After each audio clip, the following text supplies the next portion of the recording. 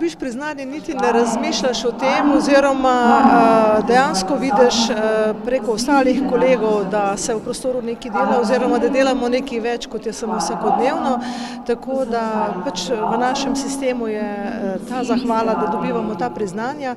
Seveda so različna glede na staž, glede na leta, ki jih opravljaš, tako da seveda sem lahko ponosna na to, da sem že kar vrsto let v teh vrstah tudi za to priznanje.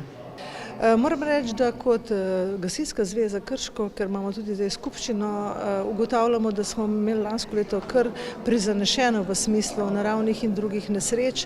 Tudi prevelike poplave in pa tudi požari niso pestili po našem delu, pa vendar se vedno zgodi nekaj v nekem drugem območju, se pravi tudi Črnomelj, kam so naši gasilci šli na reševanje.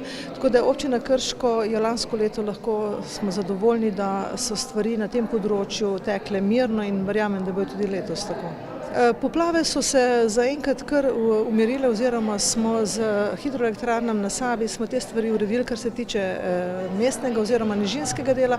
Seveda pa so te velike ujme, ki pridejo oziroma velike padavine, ki pridejo, potem prizadenejo našo infrastrukturo in pa seveda tudi posamezna območja lahko preko plazov.